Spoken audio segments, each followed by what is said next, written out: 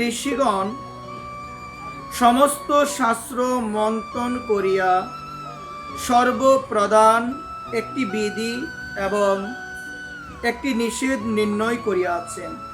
আমাদের সনাতন ধর্মে যত ধরনের শাস্ত্র রয়েছে যত ধরনের গ্রন্থ রয়েছে, আমাদের ঋষিগণ সমগ্র শাস্ত্র সমগ্র গ্রন্থ মন্থন করিয়া একটি বিধি এবং একটি নিষেধ আমাদের দিয়েছেন। শাস্ত্র বলছেন, সর্বদা বিষ্ণুকে স্মরণ করিবে, কখনো তাহাকে ভুলিবে না। শাস্ত্রে আর যত বিধিনিষেধ আছে, তাহা এই দুই বিধিনিষেধের অনুগত কিঙ্কর।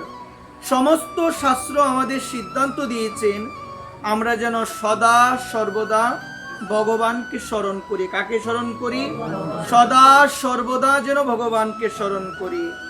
আর নিষেধ হলো যেন কখনো কোনো অবস্থাতে আমরা ভগবানকে না বলে যাই। এটি হলো আমাদের বিশ্ব নিখিল যত শাস্ত্র যত গ্রন্থ রয়েছে, সমগ্র শাস্ত্রের সিদ্ধান্তই হলো সর্বদা যেন ভগবানকে মনে রাখি, কখনো যেন কোনো পরিস্থিতিতে আমি আমার ভগবানকে না বলে যাই। ভগবানকে সদা সর্বদা স্মরণ করতে হবে। আমার ভগবান অনাদিরাদি গোবিন্দ, সর্বকারণের কারণ ভগবান শ্রীকৃষ্ণ। তিনি শ্রীমদ্ ভগবদ গীতায় অর্জুনকে উপলক্ষ করে বলছেন, হে অর্জুন, তুমি সর্বদা যুদ্ধ করে যাও, তুমি আমাকে স্মরণ করো। তুমি যুদ্ধ করে যাও, তুমি আমাকে স্মরণ করো। মাম অনুস্মর যুদ্ধ। হে অর্জুন, তুমি যুদ্ধ করে যাও, কিন্তু তুমি প্রতিনিয়ত তুমি আমাকে স্মরণ করো। তদ্রূপ আমাদের এই সংসার হলো একটি যুদ্ধক্ষেত্র। এখানে প্রতিনিয়ত আমাদের যুদ্ধ হচ্ছে। তো ভগবান অর্জুনকে উপলক্ষ করে তিনি আমাদের জানালেন, আমরাও যেন এই যুদ্ধক্ষেত্রের মধ্যে অবস্থান করে আমরা যেন সদা সর্বদা ভগবানকে যেন আমরা স্মরণ করি, কখনো যেন কোনো অবস্থায় আমি আমার ভগবানকে না বলে যাই। সুধীবৃন্দ, ভগবানকে যেন না বলে যাই। গীতায় ভগবান বলছেন, অনন্য চেতা সততং যমাম স্মরতি নিত্যস্য তস্য অহং সুলভ পার্থ নিত্য যুক্তস্য যোগিন। আমার ভগবান বলছেন, যিনি অনন্য চেতা হইয়া চিরদিন নিরন্তর আমাকে স্মরণ করেন, সেই নিত্যযুক্ত যোগীর পক্ষে আমি সুকলভ্য হই। আমার ভগবান বলছে, যিনি অনন্য চেতা, অনন্য মনে, এক মনে যিনি সদা সর্বদা আমাকে স্মরণ করেন, অন্য কোনো চিন্তা যার হৃদয়ে নাই, সদা সর্বদা আমার স্মরণ করেন, সেই ভক্তই আমার চরণ লাভ করতে পারে। এই জন্য সুধীবৃন্দ, গীতায় ভগবান আমাদের বার্তা দিয়েছেন, সুন্দর উপদেশ দিয়েছেন, আমরাও যেন কখনো কোনো পরিস্থিতিতে ভগবানের নামকে না ভুলে যাই। আমরা যে জায়গায় থাকি না কেন, যে পরিস্থিতির মধ্যেই আমরা বিচরণ করি না কেন, আমরা যেন আমাদের শ্রীমুখে শ্রীবদনে প্রভুর শ্রী হরিনাম মহামন্ত্র যেন সদা সর্বদা আমাদের মুখে ধ্বনিত হয়। হরে কৃষ্ণ কৃষ্ণ কৃষ্ণ হরে হরে, হরে রাম রাম রাম হরে হরে। শ্রীমদ্ ভাগবতে শ্রী সুখদেব গোস্বামী পাদ মহারাজ পরীক্ষিতকে বলছেন, তস্মাৎ সর্বাত্মনা রাজন হৃদ্যস্তং কুরু কেশবম ম্রিয়মান হি বহিতস্তত যাসি পরাম গতিম। হে রাজন, আপনি সর্বতভাবে ভগবান কেশবকে হৃদয়ে সাবধানতার সহিত আপনি চিন্তা করুন। সেই চিন্তন প্রভাবে মৃত্যুকালে আপনি পরম গতি লাভ করিবেন। শাস্ত্র আমাদের জানিয়েছেন আমরা যেন সর্বতভাবে সদা সর্বদা যেন হৃদয়ে আমরা সাবধানার সহিত আমরা কার চিন্তা করি? সবাই বলেন, আমরা যেন ভগবানের চিন্তা করি, সাবধান হয়ে যেন সদা সর্বদা ভগবানকে চিন্তা করি। সুখদেব গোস্বামী পাদ তিনি আমাদের জানালেন, তাহলে অন্তিমকালে আমরা সেই চরণ অবশ্যই আমরা লাভ করতে পারবো। আমার ভগবান আবার বলছেন, অভ্যাস যুগে যুক্তেন চেতসা নান্যগামিনা পরমং পুরুষং দিব্য জাতি পার্থন অনুচিন্তয়ন। হে পার্থ, চিত্তকে অন্য বিষয় যাইতে না দিয়া পুনঃ অভ্যাস দ্বারা উহাকে স্থির করিয়া সেই দিব্য পরম পুরুষের ধ্যান করিতে থাকিলে সাধক সেই পুরুষকে অবশ্যই লাভ করবে। তো এই জায়গায় বললেন আমাদের হৃদয়কে, আমাদের মনকে অন্য দিকে না দিয়ে আমরা যেন অভ্যাসের দ্বারা আমাদের মনটাকে এক জায়গায় স্থির করে সেই ভগবানের যদি হৃদয়ে ধ্যান করতে পারি, সেই ভগবানকে যদি হৃদয়ে উপলব্ধি করতে পারি, ভগবানের নাম যদি আমার হৃদয়ে সর্বদা ধ্বনিত হয়, গীতা আমাদের জানিয়েছেন, আমার ভগবান বলছেন সেই ভক্ত আমার চরণ লাভ করে। এই জন্য এই জায়গায় বললেন অভ্যাস যুগেন যুক্তেন। সুধীবৃন্দ এই জায়গায় বলছেন আমরা যেন অভ্যাস যুগে যুক্ত হয়ে আমাদের হৃদয়টাকে, মনটাকে অন্য কোনো দিকে না দিয়ে সেটাকে যেন গোবিন্দের শ্রী চরণ কমলে স্থির করে আমরা যেন সদা সর্বদা আমার হরিকে ডাকতে পারি, সদা সর্বদা যেন সেই ভগবানকে ডাকতে পারি। ভগবান বলছেন যে ব্যক্তি অভ্যাস যুগে যুক্ত হয়ে আমার কথা চিন্তা করে, আমার নাম সর্বদা হৃদয়ে চিন্তন করে, সেই ব্যক্তি আমার চরণ অবশ্যই লাভ করে। আমার ভগবান তিনি জানিয়েছেন সুধীবৃন্দ, এই জন্য সব সাধনার মূল উদ্দেশ্যই হলো আমরা যেন আমাদের হৃদয়কে জাগরিত বিষয় হইতে আকর্ষণ করিয়া আমরা যেন ঈশ্বরের চরণে যেন আমরা নিবিষ্ট করতে পারি। সুধীবৃন্দ, আপনি যদি সারা জীবন ভগবানকে না স্মরণ করেন, আপনি যদি ভগবানকে না ডাকেন, ভগবানকে না চিন্তন করেন, আপনার সেই অন্তিম বেলায় সেই চিন্তা কখনো কদাপি আসা সম্ভব নয়, কখনোই সম্ভব নয়। অনেক সময় আমাদের অনেকে বলে যে অমুক একটা ব্যক্তিকে দেখলাম সারাটা জীবন কোনোদিন ভগবানকে ডাকলো না, ভগবানের নাম করলো না, কিন্তু অন্তিম সময় সবাই তার কানের মধ্যে হরিনাম দিয়েছে। ওই রকম প্রশ্ন আমাদের সমাজে অনেক সময় আসে। সুধীবৃন্দ, আমি যদি সারা জীবন ভগবানকে না ডাকি, ভগবানের কথা না শুনি, সাধু সঙ্গ না করি, ভগবত ভজন না করি, অন্তিম সময়ে মা আমার কানে যতই হরিনাম দেওয়া হোক না কেন সেই হরিনাম কখনো হৃদয়ে প্রবেশ করবে না। কারণ শাস্ত্র আমাদের জানালেন মৃত্যুর সময় আমাদের এখন বর্তমান যে চিন্তা, যে চেতনা রয়েছে সেই চেতনা কিন্তু থাকবে না, ওই রকম চেতনা থাকবে না ওই সময়। এই জন্য দেখা যায় যে মৃত্যুর সময় আপনি আমার কানে হরিনাম দিয়েছেন, কিন্তু সেই নাম আমার কর্ণেতে প্রবেশ করবে না যদি সারা জীবন আমি ভগবানকে না ডাকি, ভগবানকে না স্মরণ না করি, ভগবত ভজন না করি, আমার সেই চিন্তা কদাপিও আসবে না। এই জন্য রাজা কুলশেখর তিনি ভগবানের কাছে প্রার্থনা করলেন, ভগবান তুমি এখন আমাকে মৃত্যু দাও। ওই রকম প্রার্থনা শুনে রাজা কুলশেখরকে বলা হলো যে এই জগতে মৃত্যু তো কেউ চায় না, চাই কি মৃত্যু মা? বলছেন হে রাজন, এই জগতে মৃত্যু কেউ চায় না, তাহলে আপনি ভগবানের কাছে কেন বললেন ভগবান আপনি আমাকে এখন মৃত্যু দেন? এই প্রশ্নের প্রতি উত্তরে রাজা কুলশেখর বললেন যে আমি ভগবানের কাছে এই জন্য মৃত্যু চাইলাম, কারণ শাস্ত্রে থেকে আমরা শুনেছি, জেনেছি যে অন্তিম সময়ে যে ব্যক্তি ভগবানকে ডাকে সে ব্যক্তি আমার ভগবানের চরণ লাভ করে। কিন্তু অন্তিম সময় আমার কোন চেতনা থাকবে, আমি কোন চেতনা নিয়ে মৃত্যুবরণ করব, সেটা তো আমি বলতে পারি না। এই জন্য ভগবানের কাছে আমি চাইলাম, ভগবান তুমি যদি আমার এখন মৃত্যু দাও, এখন আমার কৃষ্ণ চেতনা আছে, এখন আমার হরি চেতনা আছে, তুমি যদি এখন আমাকে মৃত্যু দাও, আমি তোমার নাম স্মরণ করে জগৎ থেকে আমি বিদায় নিতে পারবো। আর আমার মৃত্যু কখন হবে সেটা তো জানি না, কারণ আমার মৃত্যু যখন হবে আমি যদি তোমাকে না ডাকি আমাকে তো বারংবার আসতে হবে এই জগতে। এই জন্য প্রভু মৃত্যু আমার যে কোনো সময় আসতে পারে, কিন্তু মৃত্যু যখন আসবে তোমাকে যে আমি স্মরণ করব, তোমার নাম স্মরণ করব, সেই চেতনা তো আমার নাও থাকতে পারে। আমি তো বিছানায় পায়খানা প্রস্রাব করতে করতে আমি বিছানার মধ্যে পড়ে থাকতে পারি, সেই চেতনা, সেই চেতনা, সেই চিন্তা আমার সেই সময় নাও হতে পারে সেই চেতনা। এই জন্য রাজা কুলশেখর জগৎবাসীকে জানিয়ে দিলেন যে তিনি বললেন মৃত্যুর সময় কোন চেতনা হবে এই জন্য আমরা জানি না।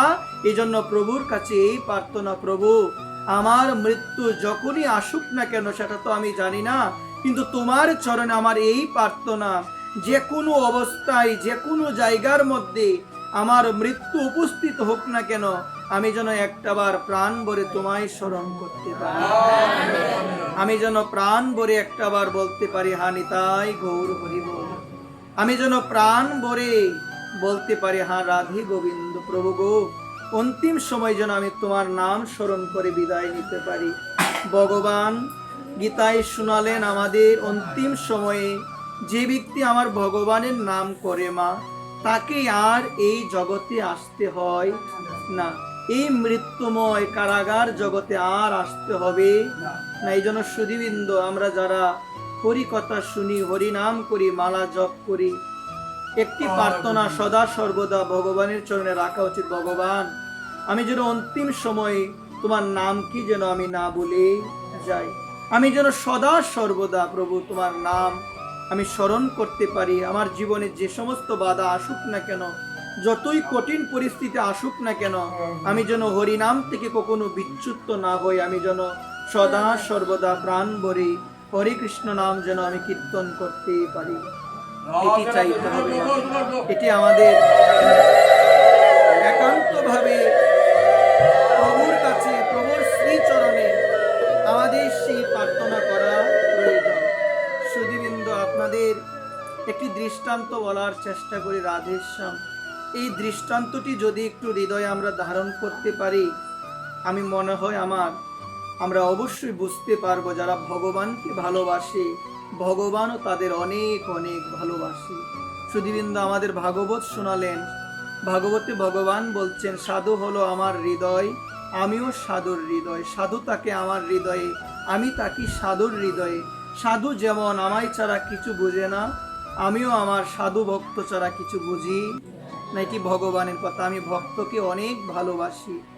সুধীবৃন্দ, আমরা অনেক সময় অনেকেই আমাদের প্রশ্ন করে বা বলে যে তুমি সারা জীবন মন্দিরে গিয়ে ভগবানকে দেখেছ, মন্দিরে তুমি এমন কোনো দিন বাদ দিলে না, প্রতিদিনই তুমি মন্দিরে গিয়ে ভগবানকে প্রাণ ভরে দর্শন করেছ, এখন তুমি বিছানায় পড়ে গিয়েছো, ভগবান কি তোমায় দেখতে আসবে? এখন বিছানায় পড়ে গেলাম, আর তো যেতে পারবো না মন্দিরে, ভগবান কি আসবে? এমন কথা অনেক সময় আমাদের যারা ভগবত বিদ্বেষী লোক আছে তারা বলে। সারা জীবন ধর্ম কর্ম করেছ, মন্দিরে গিয়েছ, ভগবানকে দেখেছ, এখন বিছানায় পড়ে গিয়েছো, ভগবান আসবে তোমাকে দেখতে? ওই রকম কথা আমাদের সমাজে বলে। মা, আজকের এই দৃষ্টান্তটি আমার মনে হয় যদি আমরা হৃদয় দিয়ে শ্রবণ করতে পারি, আমরা বুঝতে পারবো যে ভগবান অনাদির আদি গোবিন্দ, সর্বকারণের কারণ আমার ভগবান শ্রীকৃষ্ণ, উনি ভক্তকে কত ভালোবাসে। সন্ত তুকারামের জীবনীতে আমরা দেখতে পেয়েছিলাম ভগবানের একনিষ্ঠ ভক্ত সন্ত তুকারাম, তিনি সদা সর্বদা ভগবানকে স্মরণ করতেন, ভগবানকে দর্শনের জন্য তিনি প্রতিদিন মন্দিরে যেতেন। কোথায় যেতেন সবাই বলেন? মন্দিরে যেতেন। মন্দিরে গিয়ে প্রাণ ভরে আমার ভগবানকে দর্শন করতেন। কিন্তু মা, সন্ত তুকারাম যাকে বিবাহ করেছিলেন, আমার সেই মা ভক্তিমতী ছিল না, ছিল অধার্মিক, ভগবানকে মানত না, বৈষ্ণবকে শ্রদ্ধা করত না। সারাটা জীবন সন্ত তুকারামকে তিরস্কার করলো, বৎসনা করলো, অপমান করলো, বারংবার বলল এত ভগবানকে দেখে কি হবে, এত ভগবানের নাম করে কি হবে, এত মন্দিরে গিয়ে কি হবে। সারাটা জীবন বৎসনা করলো, অপমান করলো। যখন সন্ত তুকারাম বিছানায় পড়ে গেল, শয্যায় শায়িত হয়ে গেল, তখন অপমান আরো বেড়ে গেল। তখন অপমান করতে লাগলো, সারা জীবন মন্দিরে গিয়ে ভগবানকে দেখেছো, এখন কি তোমার ভগবান আসবে তোমাকে দেখতে? ভগবত বিদ্বেষী তো সারা জীবনই অপমান করলো, এখন আরেকটু সুযোগ বেশি পেয়েছে। তুমি এত ভগবানকে ডেকেছো, এত নাম করেছো, মন্দিরে প্রতিদিন গিয়েছো, 2-3 বার মন্দিরে গিয়ে ভগবানকে তুমি প্রাণ ভরে দেখেছো, এখন তুমি বিছানায় পড়ে আছো, তোমার ভগবান কি তোমায় দেখতে আসবে? সন্ত তুকারাম এই কথাগুলো শোনার পরে বলছে, প্রভু, এই কথা শোনার থেকে, তোমার নিন্দা শোনার থেকে যদি আমার ভিতর থেকে প্রাণ চলে যায় সেটা আমার জন্য মঙ্গল, কিন্তু তোমার নিন্দা প্রভু আমি শুনতে পারবো না। প্রভু, তোমার এই নিন্দা আমি শুনতে পারবো না যে তুমি পারো না, তোমাকে আমি দেখতে যাই, তুমি দেখতে আসো না। প্রভু, আমি এই নিন্দা শুনতে পারবো না। তোমার নিন্দা শ্রবণ করার চেয়ে আমার ভিতর থেকে যদি আমার প্রাণপ্রদীপ চলে যায়, এটাই আমার জন্য পরম। আজকে আমার বিঠ্ঠলনাথ ভগবান, আমার সেই ভগবান মা, তিনি আর থাকতে পারলেন না। শাস্ত্র আমাদের শুনিয়েছে, আমরা যদি ডাকার মতো ডাকতে পারি মা, যদি মনের মধ্যে সেই আকুলতা থাকে, বেকুলতা থাকে। শ্রী শ্রী 108 মুরারি মোহন দাস বাবাজি মহারাজ বাবা বলছেন, ভগবানকে পেতে গেলে সরলতা, ভগবানকে পেতে গেলে হৃদয়ে বেকুলতা প্রয়োজন। ওই বেকুল ভাব ছাড়া, সরল ভাব ছাড়া ভগবানকে কখনো পাওয়া যায় না। আমার হৃদয়টা মা অনেক জনমের ময়লা আবর্জনায় পরিপূর্ণ মা, আমার হৃদয়টা কঠিন, হৃদয়টা এখনো সরল হতে পারে মা। হৃদয় যদি সরল না হয়, ভগবানের হৃদয়কে কখনো মজানো যাবে না। এই জন্য সরল হৃদয়, এই জন্য কি বলছেন, গাও গাও কোন গৌরাঙ্গের গুণ সরল করিয়া মন। গৌরাঙ্গ মহাপ্রভুকে স্মরণ করো, আমার ভগবানকে স্মরণ করো, কিন্তু হৃদয়টাকে, মনটাকে সরল করতে হবে। সরল কি একদিনে হবে কি মা? এত ময়লা, এত হিংসা, এত আবর্জনা পরিণাম করতে করতে মা, কৃষ্ণ কথা শ্রবণ করতে করতে মা, আমার হৃদয় থেকে সমস্ত ময়লা, সমস্ত কাম বাসনা আস্তে আস্তে দূরে যাবে। একদিনে দূরে যাবে না, একবার প্রেম সে বলুন, একদিনে কখনো দূরে যাবে না। এই জন্য সুধীবৃন্দ দেখুন, আজকে সন্ত তুকারাম প্রভুর কাছে নিবেদন করে বললেন, প্রভু এটা আমি তোমার নিন্দা কখনো আমি সইতে পারবো না, সইতে পারবো না। আমার প্রভু অন্তর্যামী মা, তিনি সব জানেন, তিনি সব বুঝেন। আমার ভগবান, তিনি সব বুঝেন। আমার ভগবান আর মন্দিরে থাকতে পারলেন না। ভগবান দেখলেন আমার ভক্ত প্রতিদিন সে আমাকে ভালোবেসে, আমাকে দেখার জন্য প্রতিদিন মন্দিরে আসতো, এখন সে পারদ্য জনিত, সে বিছানার মধ্যে শায়িত হয়ে আছেন। আমারও তো করণীয় আমার ভক্তকে একটাবার দেখতে হবে, আমারও তো করণীয় আমার ভক্তকে প্রাণ ভরে একটাবার দর্শন করতে হবে। আজকে ভগবান আসলেন, আজকে ভগবান যখন সন্ত তুকারামের কাছে আসলেন, সন্ত তুকারাম চোখ খুলে দেখলেন তার সামনে দাঁড়িয়ে আছেন তার ইষ্ট বিঠ্ঠলনাথ ভগবান। বিঠ্ঠলনাথ ভগবান দাঁড়িয়ে আছেন, বলছেন, তুকারাম আমি তোমার নিকটে এসেছি তুকারাম, তুমি একবার ওঠো, আমি তোমাকে কথা দিচ্ছি তুকারাম, আমি তোমাকে বলছি তুকারাম, তুমি শুনো, তুমি যতদিন পর্যন্ত এই শায়িত অবস্থায় থাকবে বিছানার মধ্যে, কোনোদিন মন্দিরে যেতে হবে না। তুমি যেমন প্রতিদিন আমাকে গিয়ে মন্দিরে দর্শন করেছো, আমি তোমাকে কথা দিলাম, আমি তোমাকে কথা দিচ্ছি, এখন থেকে প্রতিদিন আমি আসবো তোমাকে একবার দর্শন করার, আমি আসবো তোমাকে দর্শন করার জন্য। এই জন্য সুধীবৃন্দ, যারা ভগবানকে ভালোবাসে হৃদয় দিয়ে, আমার ভগবানও তাদের অনেক ভালোবাসে। আমার ভগবানকে যারা মনপ্রাণ নিবেদন করে ভালোবাসতে পেরেছে, আমার ভগবানও সেই ভক্তকে অনেক ভালোবাসে। আজকে সন্ত তুকারাম বিছানার মধ্যে শয্যায় শায়িত আছেন, অন্তিম শয্যায়। ভগবান বললেন, তোমার দেহে প্রাণ যতদিন থাকবে ততদিন আমি আসবো তোমাকে দেখতে, ততদিন আমি আসবো তোমাকে, আর যেতে হবে না, আমি আসবো তোমাকে দেখার জন্য। সারাটা জীবন তুমি আমায় দেখলে প্রাণ ভরে, এখন আমি তোমায় দেখবো প্রাণ ভরে। আজকে বিঠ্ঠলনাথ ভগবান জগৎবাসীকে জানিয়ে দিলেন, ভক্ত আমাকে যতটুক না ভালোবাসে, তার থেকে বেশি আমি আমার ভক্তকে ভালোবাসি। এই জন্য ডাকার মধ্যে যদি মা অনুরাগ না থাকে, ডাকার মধ্যে যদি সে প্রেম ভক্তি প্রীতি না থাকে মা, প্রীতি যদি ডাকার মধ্যে না থাকে, ভগবানের হৃদয়কে মজানো যায় না। এই জন্য মনে আকুলতা প্রয়োজন, মনে ব্যাকুলতা প্রয়োজন, সরলতা প্রয়োজন। ভগবান বন্দী হয়ে যাবেন, ভগবান অন্য কোনো কিছুর কিন্তু বন্দী হয়। ওই জন্য বলছে, তুমি ভক্তিতে আমার ভগবানকে আবাহন করো, তুমি ভক্তিতে ভগবানকে আবাহন করো, ভগবান তোমার কাছে বিক্রয় হয়ে যাবে। কারণ ভগবান বলছে, আমি ভক্তির কাছে নিজেকে বিক্রি করে দিই, যার হৃদয়ে ভক্তি রয়েছে সেই ভক্তের কাছে আমি নিজেকে বিক্রি করে দিই।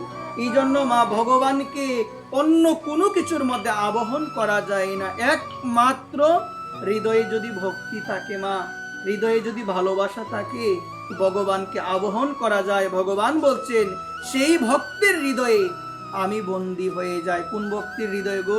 যে ব্যক্তির হৃদয়টা সরল, যে ভক্তের হৃদয়টা পরিপূর্ণ প্রেমে পরিপূর্ণ, সেই ভক্তের হৃদয়ে আমার ভগবান বলছেন আমি অনাদিকালের জন্য বন্দী হয়ে যাই। প্রেম প্রয়োজন, আকুলতা প্রয়োজন। আমার মনে হয় কি এতদিন হয়ে গেল নিতাই, তোমাকে এখনো আমার পরিপূর্ণভাবে ভালোবাসা হলো না। এতদিন মা জীবন থেকে চলে গেল, এখনো আমার নিতাইকে ভালোবাসা হলো না, আমার কৃষ্ণকে ভালোবাসা হলো না, আমার গৌর সুন্দরকে ভালোবাসা হলো। এই জীবন আমার বৃথাই চলে যাবে মা, যদি আমি গৌরকে ভালোবাসতে না পারি, নিতাইকে ভালোবাসতে না পারি, নিতাই ভক্তকে যদি ভালোবাসতে না পারি, জীবন বৃথা। এই জন্য মা, কৃষ্ণ চরণে আমি যতই নত হই না কেন, কৃষ্ণের দেখা কখনোই পাবো না যদি ভক্ত চরণে আমি নত না হই। এই জন্য সকলের চরণে নিবেদন, ভক্ত চরণে নত হলেই কৃষ্ণ ভগবানকে পাওয়া যায়। ভক্ত চরণে নত না হলে আমার ভগবানকে কখনোই পাওয়া যায় না, ভগবানকে কখনোই পাওয়া যায় না। এই জন্য ভক্ত সঙ্গ একান্ত আমাদের প্রয়োজন, কারণ শাস্ত্র বলছেন কৃষ্ণ ভক্তি জন্মমূল হয় সাধু সঙ্গ। কৃষ্ণ ভক্তির জন্মই হবে ভক্ত সঙ্গ। সাধু সঙ্গ করতে করতে হৃদয়ে আমার কৃষ্ণ ভক্তির জন্ম হবে, অন্য কোনো প্রন্থা দেই নাই। ওই জন্য শাস্ত্রকার বলছেন কৃষ্ণ ভক্তি জন্মমূল হয় সাধু সঙ্গ। কোথা থেকে হয় গো মা? ভক্ত সঙ্গ, সাধু সঙ্গ করতে করতে আমার হৃদয়ে কৃষ্ণ প্রেম, কৃষ্ণ ভক্তি আমার হৃদয়ে আসবে, অন্য কোনো মাধ্যম ধেই নাই মা। এই জন্য ভগবানের একান্ত অনুরাগী নিষ্ঠাপরায়ণ ভক্তদের সঙ্গ আমাদের একান্ত করা প্রয়োজন, অন্যথায় আমাদের হৃদয়ে কৃষ্ণ প্রেম লাভ হবে না, কখনোই লাভ হবে না। এই জন্য সুধীবৃন্দ, ভক্তদের চরিত্র শুনলে, ভক্তদের জীবনী দেখলে বোঝা যায় যে ভক্তরা কতটুক ভালোবাসতেন আমার ভগবানকে, ভক্তরা কতটুক হৃদয় দিয়ে প্রাণ দিয়ে আমার নিতাইকে ভালোবাসতেন, আমার গৌরকে ভালোবাসতেন। আমার এগুলো শ্রবণ করার পরে আমার মনে হয় এর এক বিন্দু পরিমাণও আমার নিতাইকে ভালোবাসা হয়, এর এক বুন্দি, এক কণা পরিমাণও আমার ভালোবাসা হলো না মা। আমার কি গতি হবে এরকম যখন চিন্তা হৃদয়ে হবে মা, আমরা বুঝতে পারবো হৃদয়ে বড়ই অভাব। সেটি টাকার অভাব নয় মা, সেটি আত্মীয় স্বজন নয় মা, সেটি ঘর বাড়ি নয়। সেই অভাবটা হলো হৃদয়ে আমার সেই চাহিদা নাই যে কৃষ্ণ আমি তোমায় লাভ করতে চাই। হৃদয়ে আমার বড়ই অভাব নিতাই, আমি তোমাকে লাভ করতে চাই নিতাই। হ্যাঁ গো, হ্যাঁ নিতাই, আমি তোমায় লাভ করতে চাই। হৃদয়ে আমার এই অভাব, সমস্ত ধরনের চাহিদা হৃদয়ে আছে, কিন্তু মা হৃদয়ে একটা জিনিসের অভাব এখনো রয়ে গেল নিতাই, আমি যেন তোমার চরণ লাভ করতে পারি।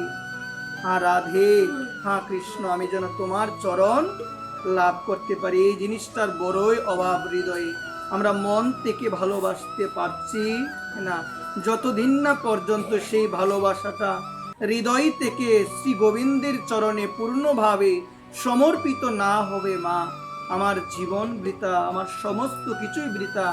আমি আমার মন ভগবত চরণে সম্পূর্ণরূপে এখনো সমর্পণ করতে পারি নাই। সমর্পণ মানে হলো হ্যাঁ রাধে, হ্যাঁ কৃষ্ণ, আমার যা আছে সব কিছু তোমার শ্রীচরণে আমি সমর্পণ করে দিলাম।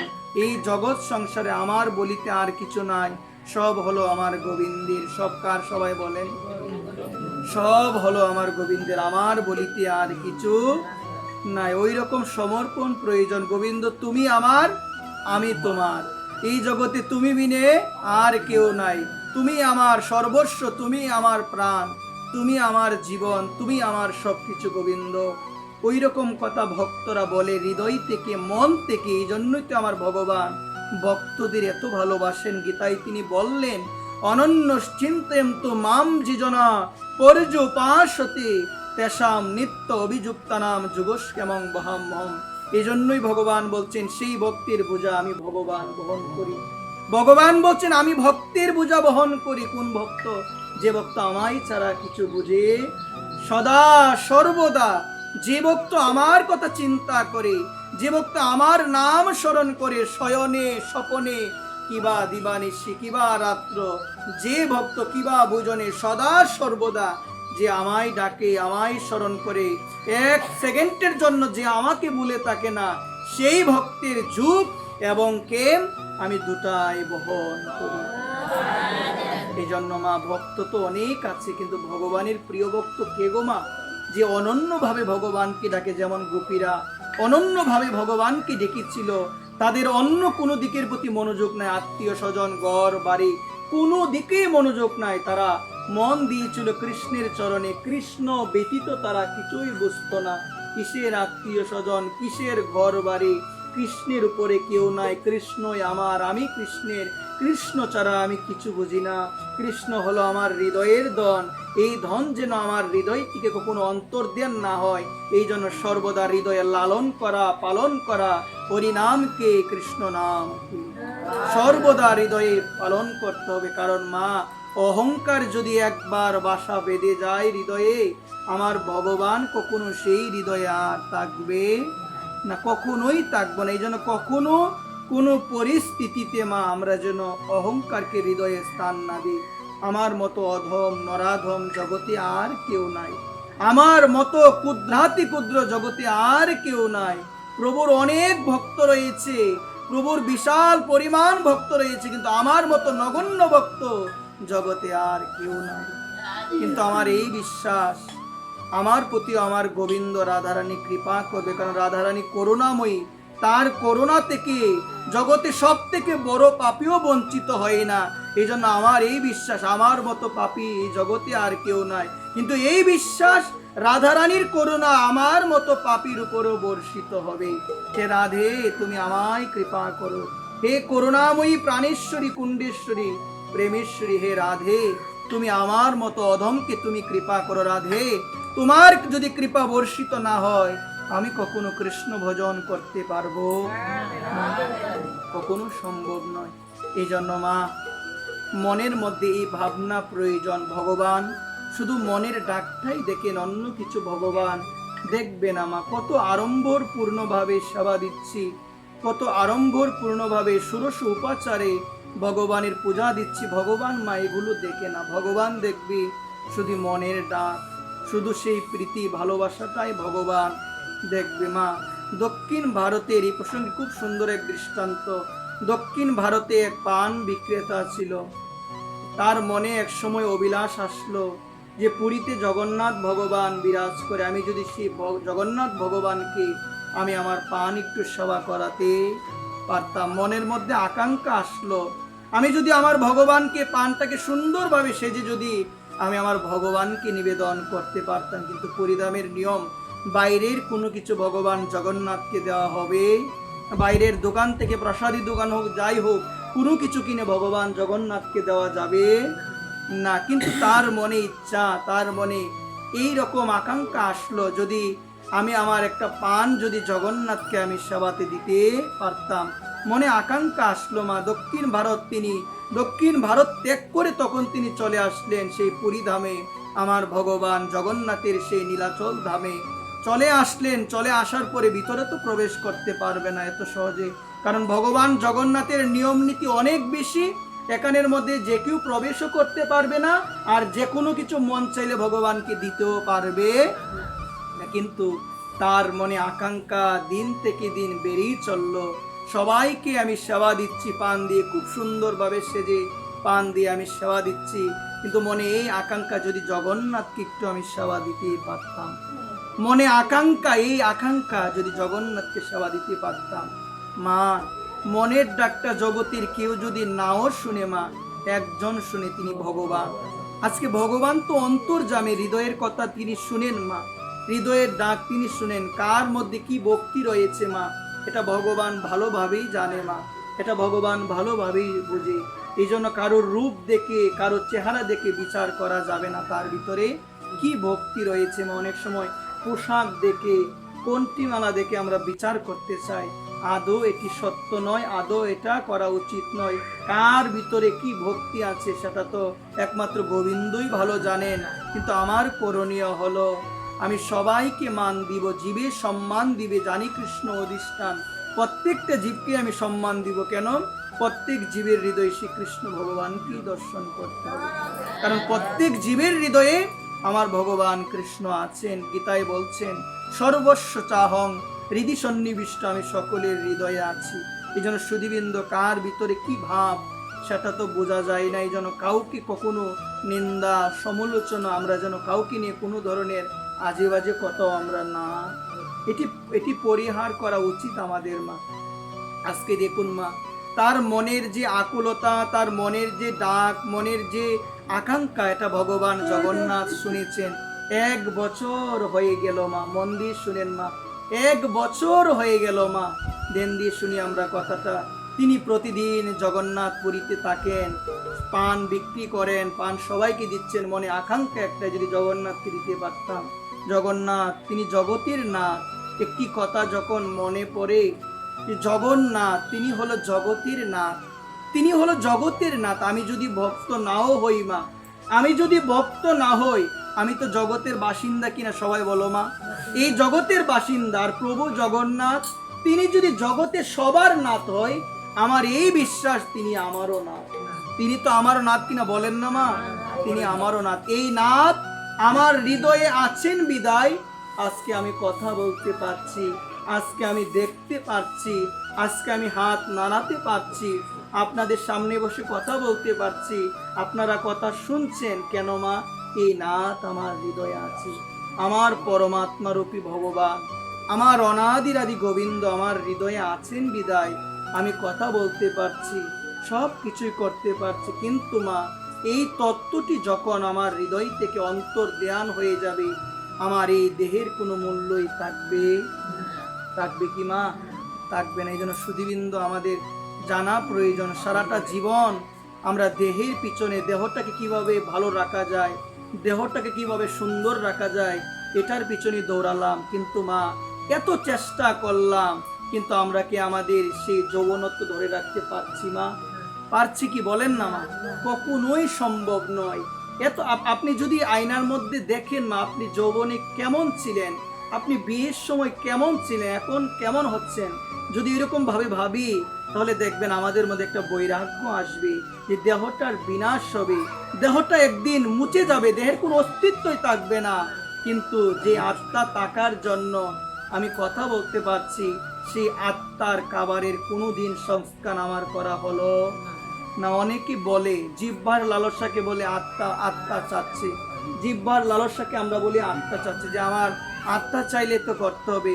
এটি চাতলপাড়ের মধ্যে, চাতলপাড় নয়, এটি বর্তমান বিশ্বের মধ্যে অনেকেই এই কথাটি বেশি বলে। আমি আমার এলাকার মধ্যে শুনি, অনেক বাবা বলে, অনেক মা পাঠ শোনার পরে বলে আত্মাকে কষ্ট দিয়ে ধর্ম করা যাবে না, বলে কিনা অনেকে বলে। তাহলে আমি যে এই হরিকথা শুনি, এগুলোকে আমার কান দিয়ে যায়, আবার বের হয়ে যায়, যাই কিনা বলেন? এটি অনেকেই বলে, আমি শুনি। আত্মার কি কষ্ট আছে না? গীতায় বলছেন, নৈনং চিন্দুতি শস্ত্রাণি নৈনং দহতি পাবক ন চৈনং কেদয়ন্তক ন শুশুয়তি মারত। ভগবান শোনালেন, আত্মাকে অস্ত্রের দ্বারা কাটা যায় না, জলে ভিজানো যায় না, আগুনে পুরানো যায় না, কোনো কিছুই করা যায় না। অচেদ্য অয়ম অক্লেদ্য অয়ম বলছেন, এটাকে চেদ করা যায় না, কোনো কিছুই করা যায় না। তাহলে কি করে বললাম এটা আমরা? এখনো বলে অনেক মানুষ যে আত্মাকে কষ্ট দিয়ে, এই ধরনের কথা ভগবান গীতায় বলে না। ভগবান বলছেন ভগবানের চরণে শরণ নিতে হবে, ধর্ম আদি করতে হবে। কেউ যদি এই ধরনের কথা বলে, সেই কথায় আমাদের কর্ণপাত করা যাবে না। এটা জিহ্বার লালসা। অনেকে বলে আত্মাকে কষ্ট দিয়ে কিছু হবে না, আত্মা যা চাই তাই খেতে হবে। এই অজুহাত ছিল এক সময় বেশি, এখন আস্তে আস্তে কমছে, কিন্তু এখনো অনেক মানুষের মধ্যে আছে। আত্মা চাই না, এটা আমাদের জিহ্বার লালসা। এটা আমাদের কিসের লালসা? সবাই বলি জিহ্বার লালসা।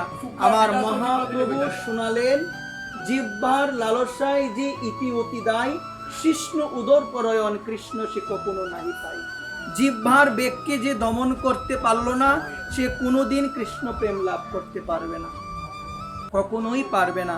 এই জন্য সুধীবৃন্দ, জিহ্বার লালসাকে আত্মার নাম আমরা যেন কখনো না দিই। আমাকেও এক বাবা বললেন, আমি বললাম ওইটা খাওয়া যাবে কি যারা নিরামিষ বুঝি?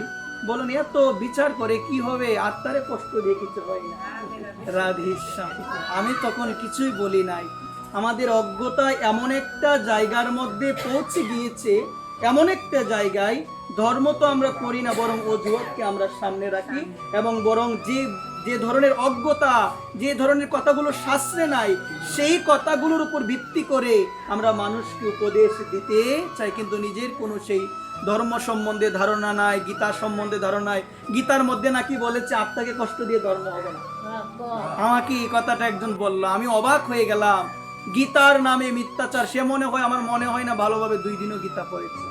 এই জন্য সুধীবৃন্দ এই কথাগুলো বলতে নাই। মা এই কথাগুলো একটু শুনে রাখবেন, এগুলো জিহ্বার লালসা, আত্মার নাম এগুলো দেওয়া উচিত না।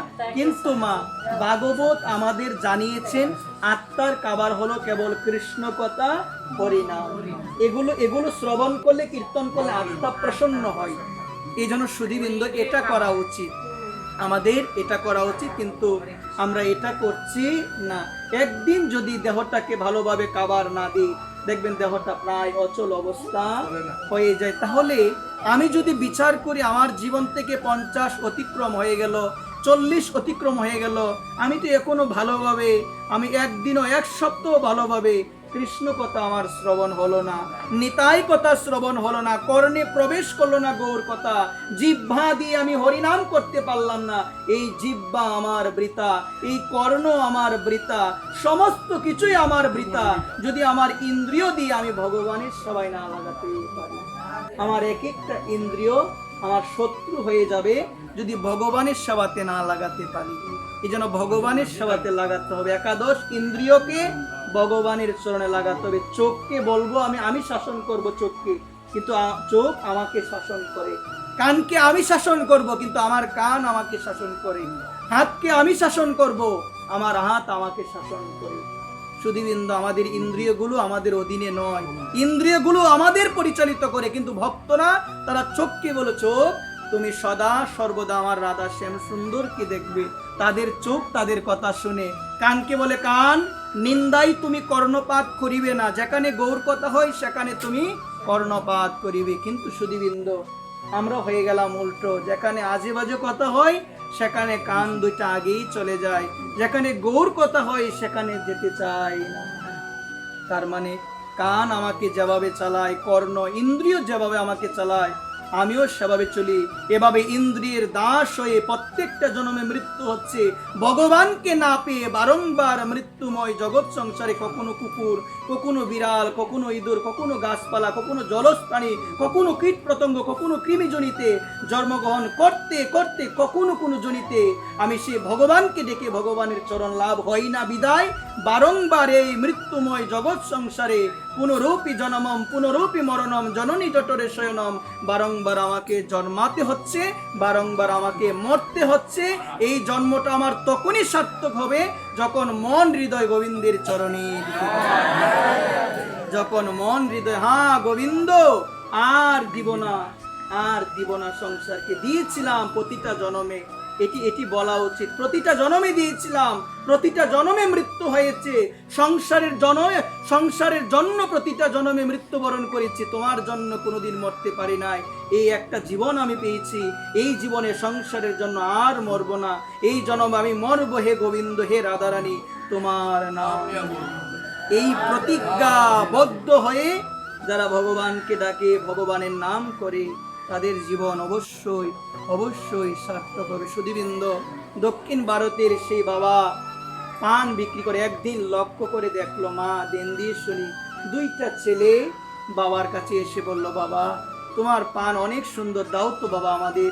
তখন বাবা বললেন, তোমরা এত ছোট, তোমাকে পান দিতে পারবো না। বলছে, বাবা দাও না পান।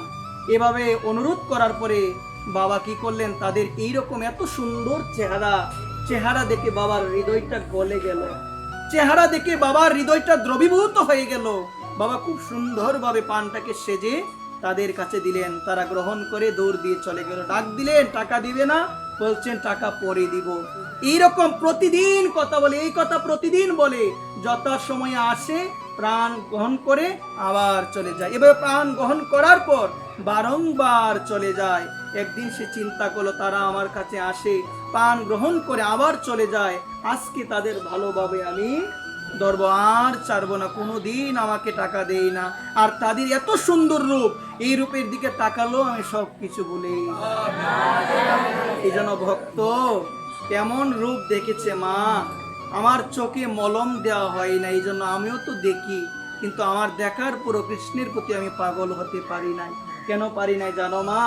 আমার চোখে আমি মলম এখনো দিতে পারি নাই। চোখে যখন কোনো সমস্যা হয় বিভিন্ন মলম দেই না ডাক্তাররা, দেই কিনা গো মা? কেন দেই? যেন ভালো হওয়ার জন্য একটু দেই। ঠিক তদ্রুপ বলছেন আমাদের চোখটা এক প্রকারের নষ্ট হয়ে আছে, ওই মলম দিতে হবে। কি মলম? প্রেম রূপ মলম দিতে হবে। সেই মলম সাধু আমাকে দিয়ে দিবে, আমার গুরুদেব আমাকে দিয়ে দিবে, তারপরে কৃষ্ণকে দেখলে আমার ভালো লাগবে। অন্যথায় অন্যদের দেখা দেখি আমিও যাব মন্দিরে, আমিও দেখবো, আবার চলে আসব, কিন্তু কৃষ্ণের রূপে আমার মন এখনো মজলো না, মজবে না যদি সেই প্রেম নয়নে ভগবানের দিকে আমার না তাকানো হয়। তাকাতে হবে প্রেম নয়নে, প্রেম নয়নে তাকাতে হবে। সুধীবৃন্দ, আজকে সেই চিন্তা করলো, আজকে যদি এই দুইটা ছেলে আসে আমি তাদেরকে ধরবো। যথা সময়ে তারা এসেছে, আসার পরে সেই পান বিক্রেতা বাবা তাদেরকে ধরে বলছে, আজকে আর যেতে দিব না, তোমরা প্রতিদিন আসো, পান গ্রহণ করে ফাঁকি দিয়ে চলে যাও, টাকা দাও না, আজকে দিতে হবে। বলছে, দেখো আমাদের বাবা তিনি আসছেন গুড়ার উপরে করে, তার কাছে চাইলেই সে দিবে। এই কথা বলার পরে সে যখন তাকালো, তারা দৌড় দিয়ে পালিয়ে গেল।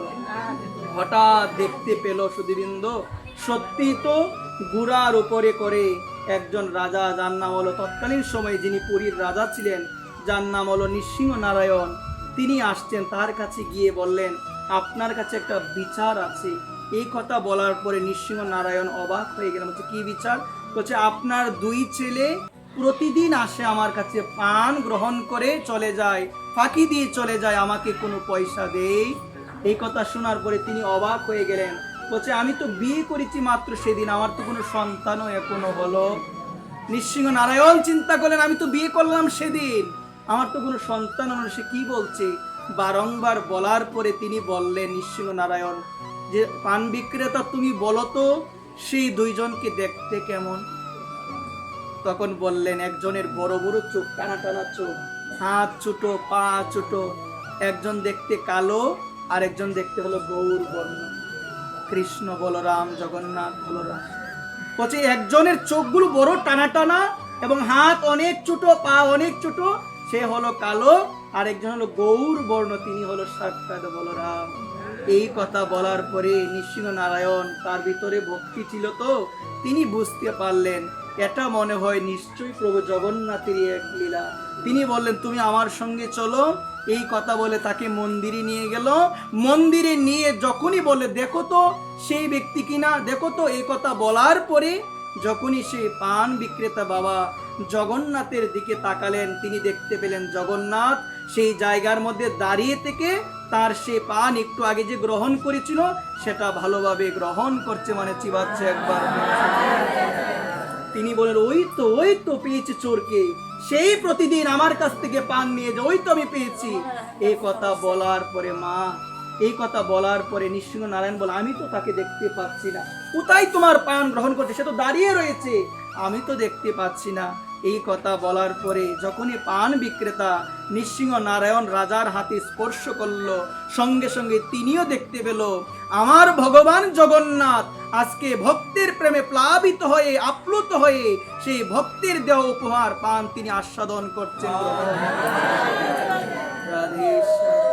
আজকে ভক্তের প্রেমে আপ্লুত হয়ে গিয়েছে, ভক্তের প্রেমে এতটাই মগ্ন হয়ে গিয়েছে, তিনি আজকে মনের আনন্দে গ্রহণ করছেন। নৃসিংহ নারায়ণ এমন ঘটনা অবলোকন করে তিনি বললেন যে, তুমি আর বাইরে থাকবে না, তুমি থাকবে মন্দিরের ভিতরে, এবং প্রতিদিন তুমি তোমার পান জগন্নাথকে দিবে। ওই যে শুরু হয়েছিল, এখনো পর্যন্ত প্রতিদিন ভগবান জগন্নাথকে তাম্বুল সেবা দেওয়া হয়, এখনো দেওয়া হয়। কেন দেওয়া হয় গোমা? ভক্তের প্রেম প্রভু গ্রহণ করেন।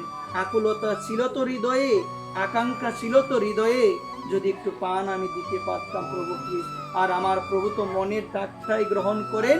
এই জন্য মা, মন থেকে কেউ যদি প্রেম সহকারে বলে, নিতাই তুমি বিনে জগতে আমার বান্ধব কেউ নাই নিতাই, মন থেকে কেউ যদি বলে, হ্যাঁ গৌর তুমি হলে আমার পরমাপন, আর কেউ নয়, আমি তোমার গৌর, আর কেউ নয়, আমি সংসারে কারো নয়, আমি ছেলের নয়, মেয়ের নয়, স্ত্রীর নয়, আমি কারো নয়, আমার সংসার আছে বটে, আমি সংসারে ভালোবাসি বটে, কিন্তু প্রভু গো, সংসারে একমাত্র তুমি হলে আমার পরমাপন, আর কেউ আমার পরমাপন নয়। প্রভু আর কিছু দেখে না, বলছেন বিষয়ে তোমার যে প্রীতি আছে সেই মতো প্রীতি যেন হয়, আমার চরণে যেন তোমাদের সেই মতো প্রীতি হয়। বলছে সংসারকে তোমরা যেমন ভালোবাসো সেই ভালোবাসাটা আমাকে দিলেই হবে, আর কিছু লাগবে, আর কিছু লাগবে না। প্রভুকে পাওয়া যাবে, প্রভুর চরণ লাভ হবে। এই জন্য মা, প্রভুকে মন থেকে ভালোবাসতে হবে, হৃদয় দিয়ে ভালোবাসতে হবে, তাহলে প্রভু আমাদের সে মনের ডাক প্রভু গ্রহণ করবেন, অন্যথায় গ্রহণ করবেন না। সুধীবৃন্দ, আপনাদের শ্রী রাতুল চরণে এই নিবেদন, আমরা যেন সদা সর্বদা প্রভুকে স্মরণ করি, আমরা যেন সদা সর্বদা সেই পুরুষোত্তম ভগবান, তাকে যেন কখনো কোনো পরিস্থিতিতে আমরা যেন সে ভগবানকে না বলে যাই। সদা সর্বদা কাকে ডাকবো? সবাই বলেন, ভগবানকে ডাকবো। ভগবান